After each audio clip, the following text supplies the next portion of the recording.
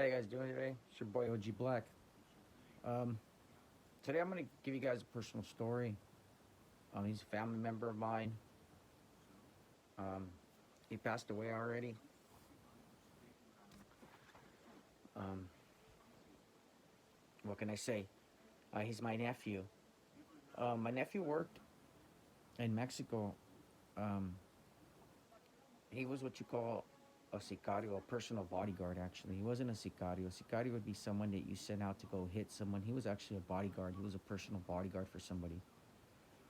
Um, my nephew, when I went on the run in Mexico, was starting on off in in his organization. He actually had started off really low level, doing little jobs here and there, and he rose through the ranks. My nephew was real likable, had a good loyal standing with everybody in town. Everybody knew him. He came from a good family. My nephew was a good kid, man. Besides that, you guys got to understand something at home in the UK and in other countries that are listening. In Mexico, in the US, in some of our neighborhoods, we're broke, our families are on welfare, they're poor, and it doesn't give you an excuse to go to the life of crime. It doesn't. It doesn't at all. Life of crime doesn't lead you to anywhere but prison, death, and illness. You'll get sick, you'll die, you'll have a heart attack, you'll get killed.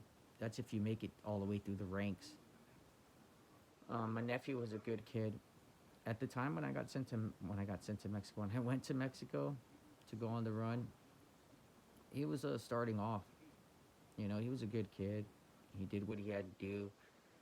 Um, he had a little younger brother, younger sister. Uh, he was the oldest one. He tried to look out for them. Um, his mom worked in the U.S. She went back and forth, so he grew up with our grandmother. My grandmother raised him since birth. My grandmother raised a lot of us. She didn't raise me in particular at all. I just seen her on the weekends because she was in from Mexico. But she never raised me. But she raised all my cousins, most of them that lived in Mexico. Um, my nephew was really attached to my grandmother. Um, it was like his mom. He actually called her mom. Sometimes, which was kind of weird. I've never called her mom, but I guess that connection is different for everybody else. Um, my nephew, man, the first time I saw him do something really important, he actually got paid with a BMW. I was at my grandma's house, and he knocks on the door, and he's like, "Deal, deal, deal, deal," and I got scared, man. I'm like, "Shit, it's a goddamn military." So I got my bag and got up, get ready to run. He goes, "Mira lo que me regalaron," and then I go over there to go see what they had given him, man. He's like, "Mira, mira, mira, deal, mira, mira mi carrazo," which means look at my car, look at my car. So I'm like, son of a bitch. First thing I told him is, "Hey, man, where'd you get it from? Is it hot? Take it out of here. Don't bring it around grandma's house." He said, "No, no, no, they gave it to me."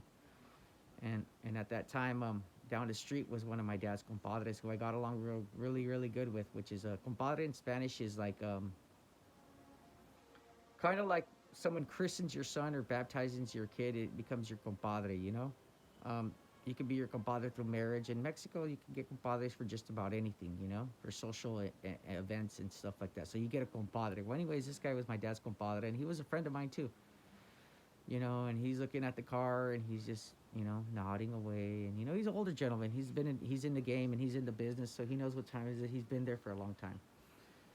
Um, and my nephew's like, "Hey, Theo, what do you think of my car?" And I said, "You did a really good job." I told him in Spanish. I go, "Whatever you're doing, you keep doing it. You're doing a good job. Don't mess up. And I told him, be loyal, don't tell, and you'll be all right. I told him people are always gonna question and open their mouth. I told him, but as long as you don't say anything, you can walk around with your head up high and everything. And he said, "Okay, Theo, I'll make sure, I do what you tell me."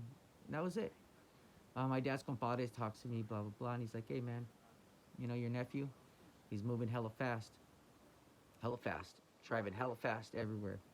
And I'm like, "What do you mean?" He goes, "He's moving up really fast." I'm like, "Oh, okay. Well, that's a good thing, right?" And he's like, "Well, I guess," he said, "but there's a lot of people who don't like him." Um, you know, the reason why I'm giving this story out here is because You guys out there think this life is glamorous, it's going to get you anywhere. It's not really. I mean, you could be the 1% that makes it. You could. You could roll the dice and go for it. I thought that for a long time. I'd be the 1%. My dad didn't make it. My grandpa didn't make it. My great grandfather didn't make it. But guess what? Mr. Black's going to be the 1% that makes it. Nope. Almost put me away for life on my last term. They were offering me 20. We went down to 15. I took the 8. We jumped on it. Um, this life doesn't lead anywhere to you guys. So I'm going to tell you once again, death, prison, and bad health. So my nephew, anyways, we're going to get back to the story and get off deck. My nephew, started rising through the ranks, blah, blah, blah. A little bit before I got busted, he started talking to me and asking me for advice, And I was at the point in my life where I was on the run. I didn't have a nickel to my name. I had just lost my house. Everything there, my chickens, my roosters. I started out with nothing again. So long story short, I went over there and I started talking to him and I told him, look, mijo, look at your uncle where he's at. He's on the run. He doesn't know what he's going to do. And I gave him some real bad advice. Until this day, it haunts me. I told him, your uncle messed up. But you, mijo, I told him, you could make it. You're a good boy, and you're loyal, and you have a good name, and you work hard. So maybe you can make it in an organization somewhere where me or everybody else didn't thrive. And he looked at me with his face, and he said, Tio, really? And I said, yeah, mijo. It bothers me to this day because, and Shadow knows about this, man. I lost my nephew. He was kidnapped.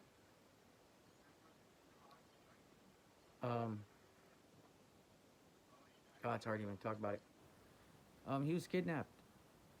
He was taken by some people, and that was it.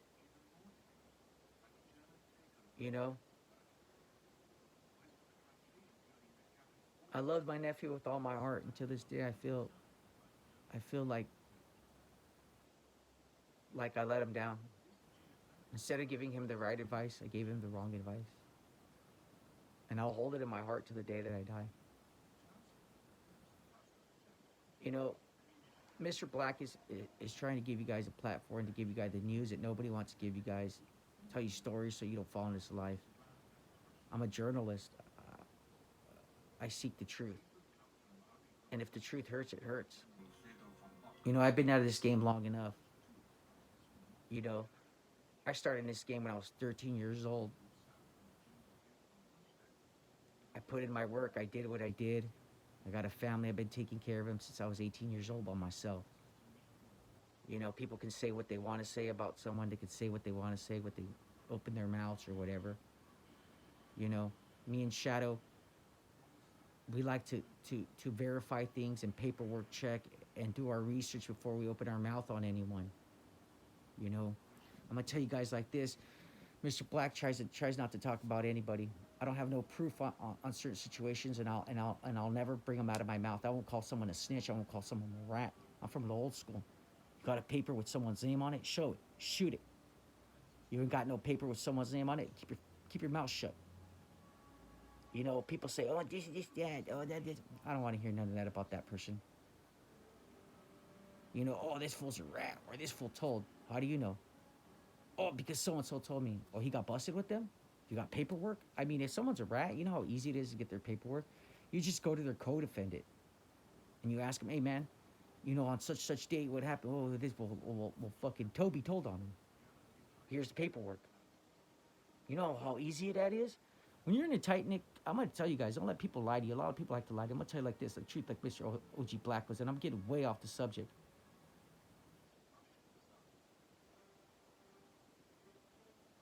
You have to be careful what you say about people. They have consequences. The consequences that last lifetimes. And that's what I'm trying to get at. What I told my nephew echoes in my mind forever. My nephew's gone, and I think about him once in a while. Not every day, but once in a while. And OG Black feels guilty. because he didn't give them the right advice. So I hope for you guys at home, learn, you kids, you people, stay out of this life, man. People are like, well, if you want to be out of life, be out of life, OG Black. I'm in this life, whether I like it or not. I'm out of it because I ain't doing no harm. I'm not dealing no dope. I'm not doing none of those things no more.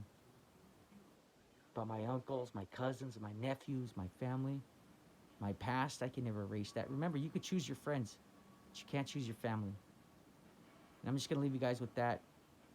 It's your boy OG Black, bringing you a personal story because people ask for a lot of personal stories. It's a personal story of OG Black. Telling you get out of this life. Remember, you guys, take care, stay safe, and I'm out.